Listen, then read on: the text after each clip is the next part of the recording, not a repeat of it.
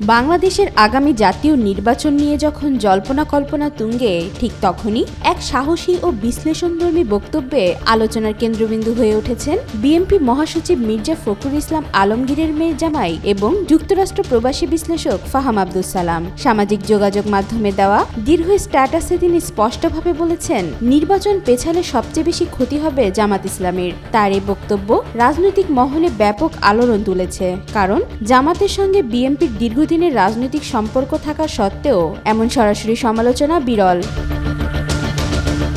ফাহাম দাবি করেন, পশ্চিমা বিশ্বের বহু ফরেন অ্যাক্টর বাংলাদেশের নির্বাচনে জামাত বা ইসলামিস্টদের উত্থান ঠেকাতে আগ্রহী। এর পেছনে তিনি গাজায় চলমান গণহত্যা থেকে আসা পশ্চিমাদের অপরাধবোধ এবং দীর্ঘমেয়াদী ইসলামিস্ট ভীতি দায়ী বলে মন্তব্য করেন। তিনি লেখেন, যত নির্বাচন পেছাবে বিদেশি শক্তিগুলো ততটা সময় পাবে ইসলামিস্টদের অগ্রগতি থামাতে। ফাহামের ভাষায়, বর্তমানে বাংলাদেশের ডিপ স্টেট কার্যত নিষ্ক্রিয়, ফলে জামাত বা তৌহিদি জনতা ঠেকানো সম্ভব নয়। কিন্তু সময় বাড়লে সেই সক্ষমতা ফিরে আসবে এবং জামাতকে রাজনৈতিকভাবে কোণঠাসা করার আন্তর্জাতিক প্রচেষ্টা শুরু হবে।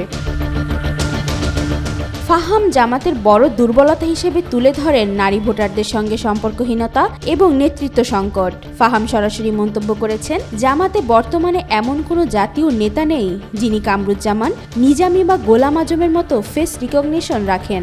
তিনি বলেন, শফিকুর রহমান সাহেব ভালো মানুষ হলেও উনার মাঝে মিডল ক্লাস আকর্ষণের মতো এক্স ফ্যাক্টর নেই।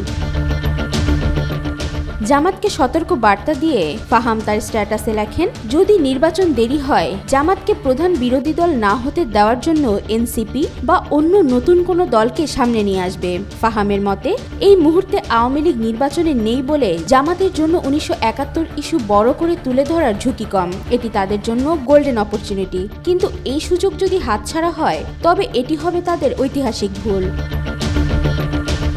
ফাহামের স্ট্যাটাসে আরও উঠে এসেছে জামাতের কৌশলগত দ্বিধাদ্বন্দ্বের ব্যাপারটি। তিনি বলেন, জামাতের প্রতিটি নেতাকর্মী নিজেরাই জানেন না তারা রাজনৈতিক দল নাকি সামাজিক আন্দোলন। সকালে দল, রাতে আন্দোলন, এই দ্বৈততা তাদের ভবিষ্যৎ ধ্বংস করবে।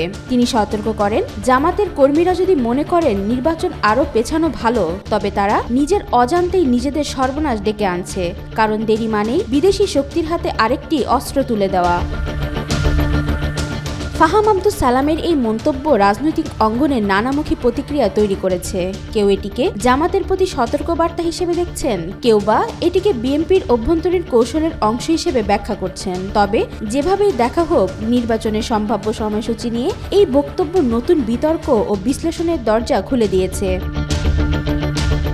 ওয়াহিদা পারভীন ইশিতা, আজকাল।